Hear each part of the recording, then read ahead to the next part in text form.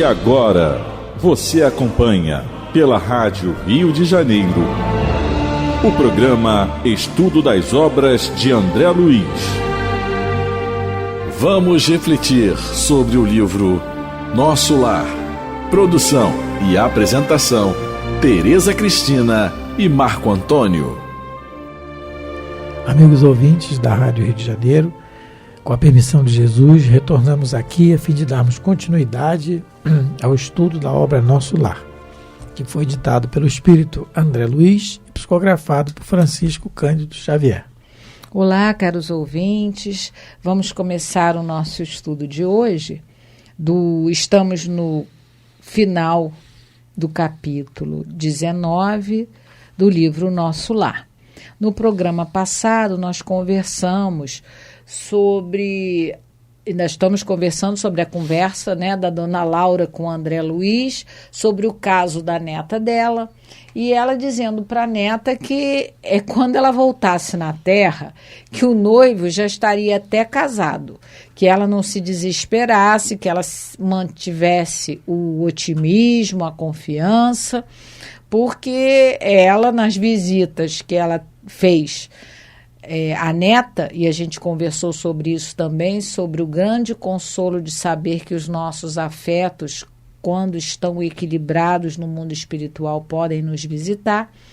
Ela disse que observou o comportamento dele e que ele ainda não era capaz de ter um amor iluminado.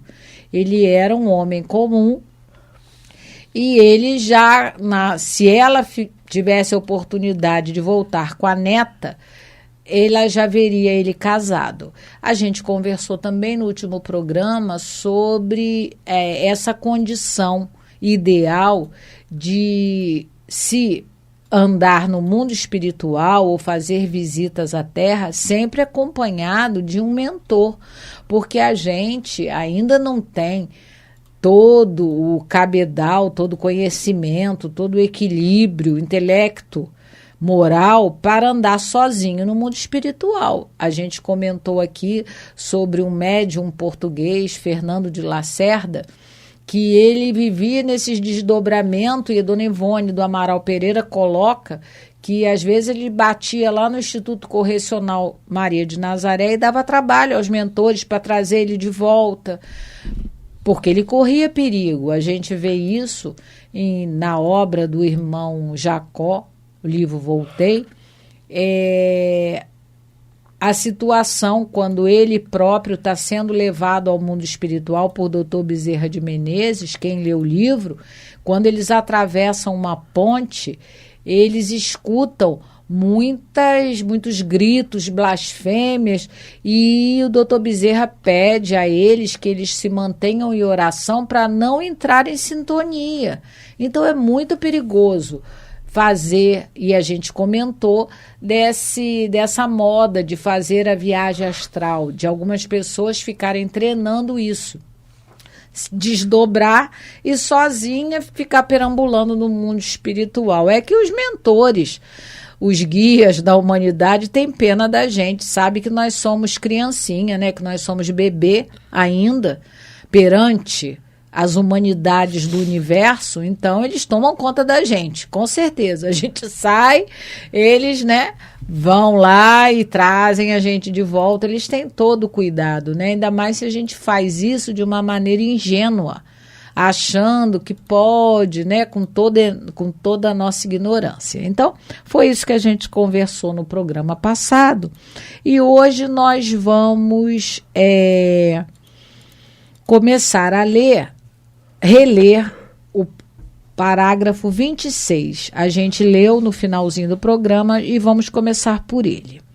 Admirado por minha vez, notei a surpresa dolorosa de Heloísa. Não sabia, convalescente, como portar-se ante a serenidade e o bom senso da avó. E aí ela pergunta, será possível? Ela ainda não está acreditando no que a avó está dizendo para ela, com todo o cuidado que a avó tem. Está embutido aqui, aquele sem vergonha, já, né? Será me esqueceu? Possível?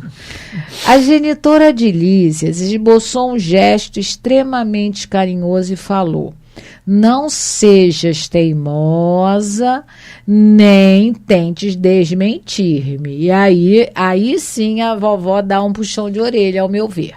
Aí a vovó já está começando a falar mais sério, porque ela estava na tranquilidade. Mas a neta está insistindo na rebeldia de não acreditar na avó, que tem muito mais experiência que ela, maturidade, não é? E ela aí fala, olha, não me desminta, não tente me desmentir, não seja tão teimosa assim. Estou falando que é isso, não é? E vai dizer, agora o porquê. Agora ela vai começar a explicar por que ela está falando isso, porque também não é leviandade da parte dela, falar sem conhecimento de causa. Os espíritos superiores não fazem isso. Isso é coisa nossa. A gente é que a gente fala, a gente acha que sabe tudo. A gente dá opinião em tudo, mesmo sem saber. Sem nunca nem ter ouvido falar da coisa, a gente já está dando nossos pitacos, como dizem. Os espíritos mais equilibrados não fazem isso. Se eles não sabem, eles não falam.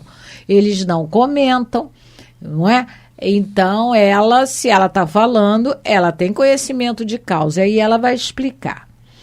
Vendo que a enferma parecia tomar a atitude íntima de quem deseja provas, a senhora Laura insistiu muito meiga, mas continua meiga, né? Não te recordas da Maria da Luz, a colega que te levava flores todos os domingos?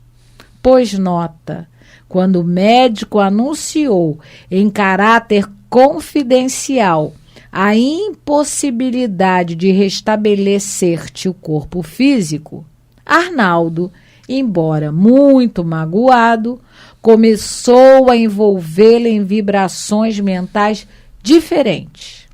Agora que aqui estás, não demorarão muito as resoluções novas. E aqui a vovó de maneira nenhuma está dizendo para ela que ele traiu ela, não é isso.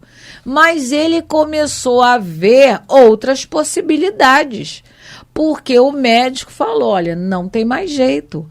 E ele mesmo observava o corpo dela, o quanto já estava deteriorado. Não é? O quanto a gente sabe disso, o quanto essa doença tuberculose definhou antes de matar, vamos dizer assim, entre aspas, pessoas, as pessoas ficavam muito magras, muito pálidas. Então, ela já devia estar num estágio muito avançado e quando o médico falou isso para ele, ele começou a envolvê-las em vibrações diferentes, mas isso não quer dizer que é traição, de maneira nenhuma. Ele não traiu ela. O nome disso e ela está numa atitude aqui de ressentimento. Porque ressentimento, o significado etimológico da palavra é assim: ato ou efeito de ressentir-se, mágoa que se guarda de uma ofensa ou de um mal que se recebeu. Então ela está, quer dizer, não foi um mal, mas ela está achando que é um mal, então ela está se ressentindo. E isso prejudica o espírito. Isso prejudica o espírito. Isso prejudica o espírito. Que a Teresa está pedindo um livro aqui. Eu não tô... Livro dos Espíritos. Livro dos Espíritos. Ela está apontando, não sei o que é. Isso prejudica o espírito. Então, o Emmanuel está dizendo aqui para nós sobre ressentimento. E ele está dizendo uma página do livro Mãos Unidas, que é intitulada Abençoar e Compreender.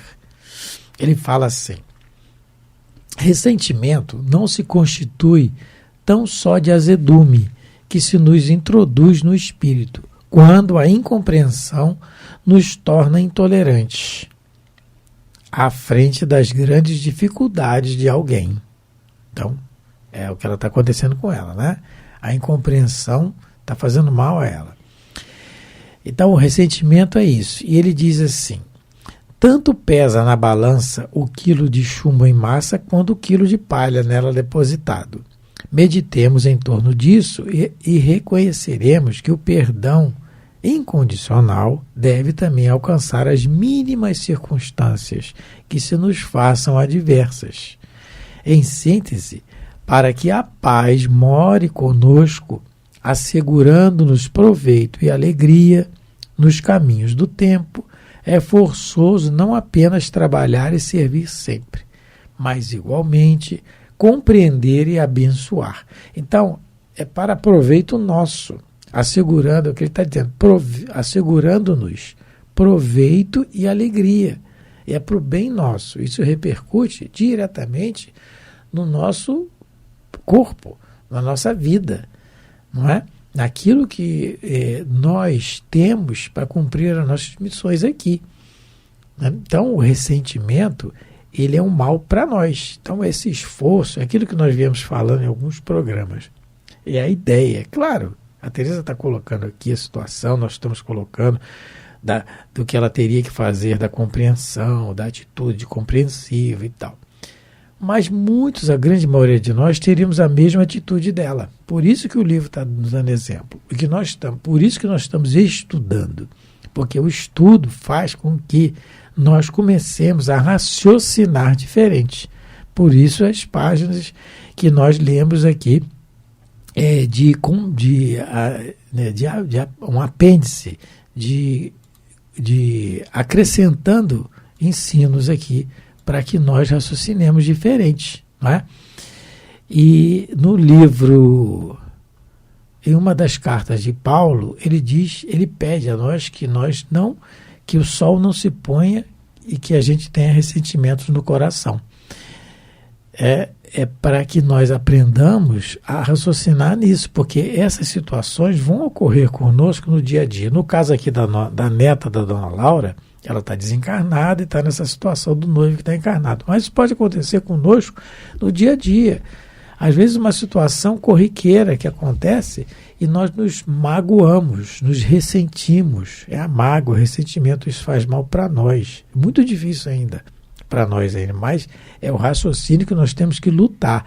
É a grande luta do homem contra o homem velho. E o homem que quer ressurgir, um homem novo que está querendo surgir dentro de nós, dentro de todos nós, não é?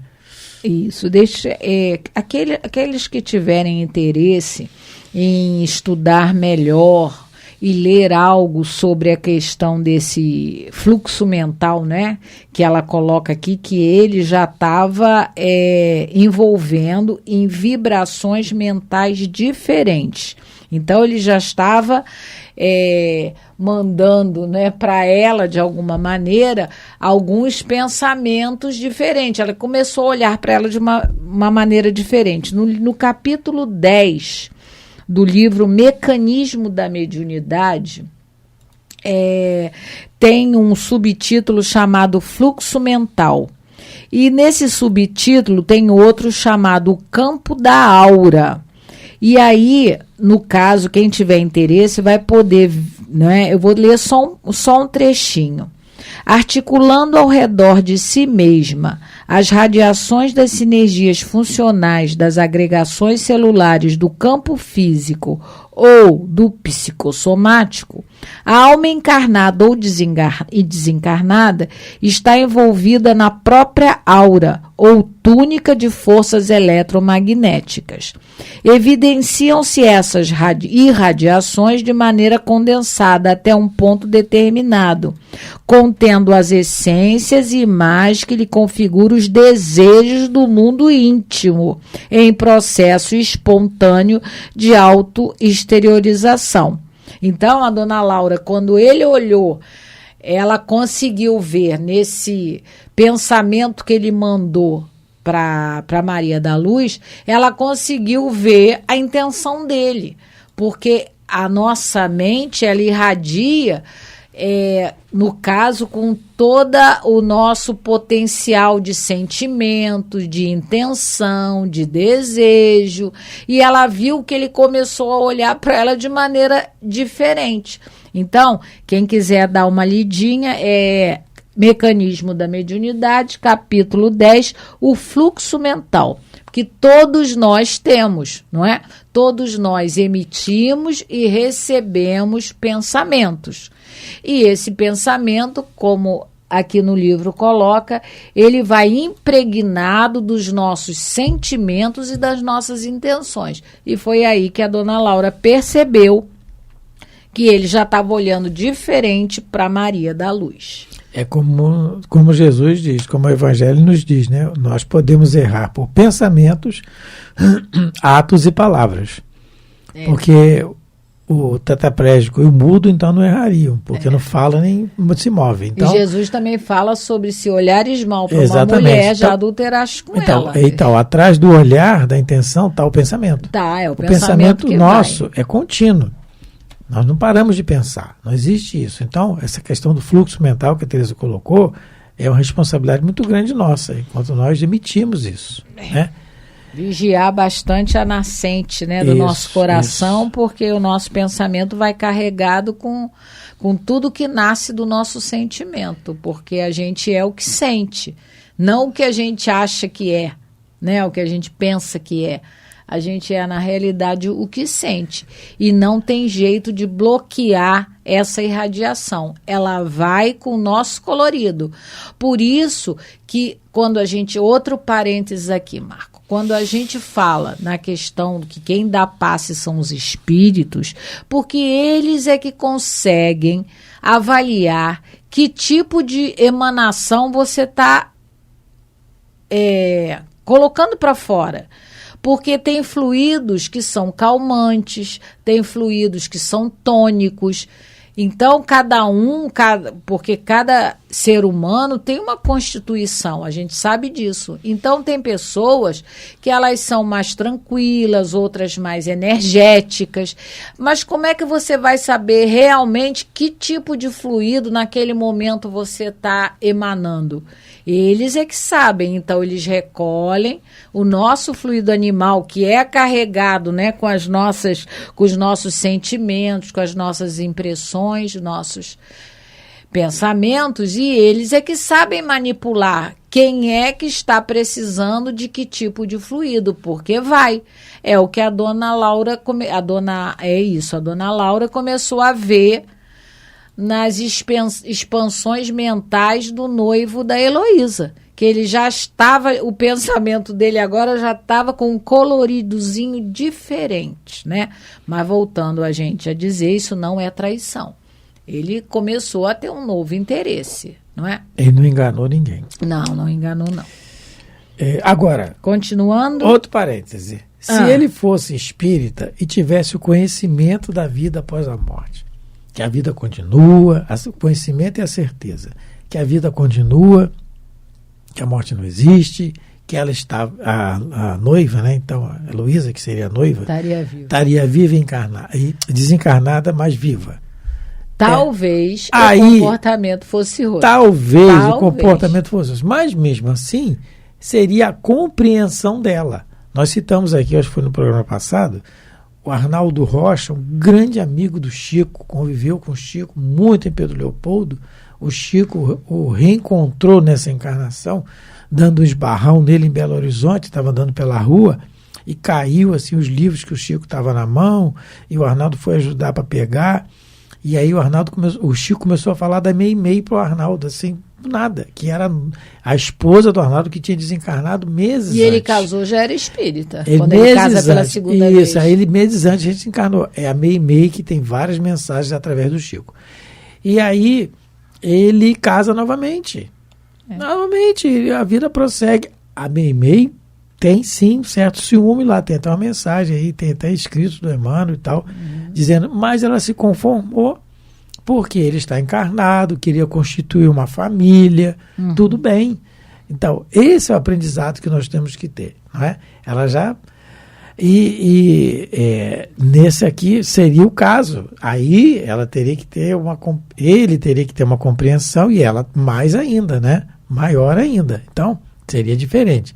Então, aqueles que... Mas não quer dizer que ele não casaria, porque o Não Arnaldo quer dizer casou. que ele não casaria, porque ele casou e acho muito que o doutor bem. Bezerra é que eu não sei, se ele casou depois que conheceu a doutrina. Isso eu não, eu também não tenho, isso eu não tenho certeza. A gente não pode falar. Mas isso a gente tem alguns casos que a gente conhece e tudo bem, né? Continua. A gente vai ver isso aqui no livro, mais tarde, o caso Tobias. Isso. Né? O André Luiz vai se assustar. É uma história muito interessante. Que vai ter pode um capítulo acontecer. disso. Vai ter um capítulo. Como a gente já colocou, tudo preparando o doutor André Luiz, olha a misericórdia de Deus, né? Tudo preparando o doutor André Luiz para novidade quando ele chegasse em casa. Então ele vai escutar muito sobre família, sobre casamento, sobre uniões, relacionamentos, para ele começar a ter, não é, um novo adubo mental, diferente do que ele tinha, né, dos conceitos que ele tinha, para ele poder chegar em casa e encontrar a nova situação que ele vai encontrar. Mas vamos então continuar. Aí a neta, tadinha, vovó, que horror! Que aí quando ela escutou que vai casar com a amiga dela, aí ela se desesperou. Que horror, vovó! Horror por quê? É preciso te habituares a considerar as necessidades alheias. Isso é para tudo na nossa vida, para tudo, para tudo. E para lembrar disso é aquela história dos biógrafos do Chico, que contam para gente da mulher que o buscou um dia inteiro querendo tomar passe. Foi no trabalho, voltou para casa, foi no trabalho, voltou para casa, até que à noite encontrou o Chico na reunião e obrigou ele praticamente a lhe dar um passe. Mas antes disso, esbofeteou ele, perguntando para ele se ele achava que ela era uma palhaça, né? Que ela estava correndo atrás dele o dia inteiro. E aí ele mentalmente conversa com Emmanuel, mas Emmanuel, como é que eu vou conseguir dar passe agora? Ela me agrediu. E o Emmanuel fala, meu filho, eu sei que você tem razão, mas ela tem a necessidade. E ele, se isso é verdade ou é apenas uma situação que ele coloca para que a gente aprenda, né, que as pessoas tenham necessidade, isso a gente não sabe, porque eu acho particularmente que muita coisa que ele colocava que sentia, eu acho que ele não sentia, mas ele coloca para dar um exemplo para a gente, né, para a gente não sentir uma pessoa tão inferior. Até aquele momento lá do avião, né, que o Emmanuel aparece, né, para ele. Bom, então, por quê? Ali o Emmanuel diz a mesma coisa que a dona Laura está dizendo para ela, né? Você precisa se habituar a considerar as necessidades alheias. Porque naquela hora, aquela senhora que queria o passe do Chico, ela estava com uma necessidade muito grande. Mas a gente costuma pensar na nossa razão e não na necessidade do outro. E isso é um aprendizado que os bons espíritos sempre nos fazem, uma instrução que eles sempre dão para a gente, para que a gente aprenda a se colocar no lugar do outro, na situação do outro. É agora uma palavra que é muito usada, né? Você desenvolver empatia. É uma palavra moderna, mas nada mais é do que você considerar as necessidades alheias, tentando se colocar na pessoa, entendendo a posição da pessoa, né? E aí ela vai começar a falar que ele, o teu noivo, é um homem comum e não está alertado para as belezas sublimes do amor espiritual. Novamente, Dona Laura colocando a questão do amor iluminado. O amor espiritual é esse amor que você, acima de tudo, você ama a alma da pessoa, não é? Você não ama o corpo da pessoa, a condição financeira da pessoa, o status da pessoa. Você ama aquela pessoa pelo que ela é, não é? Com todas as suas qualidades ou defeitos. Esse amor, né, a gente vai ter que aprender um dia a amar. Mas foi aquele que Jesus nos ensinou e que ele pediu para que a gente fizesse, né? Amai-vos uns aos outros como eu vos amei. Então, o amor de Jesus é esse amor espiritual incondicional. Vamos terminando por aqui o nosso programa de hoje, agradecendo a todos pela paciência. Muito obrigada, muita paz, que Deus abençoe vossos lares. Muito obrigado pela atenção, pelo carinho, fique com Deus. A Rádio Rio de Janeiro apresentou o programa Estudo das Obras de André Luiz. Produção e apresentação, Tereza Cristina e Marco Antônio.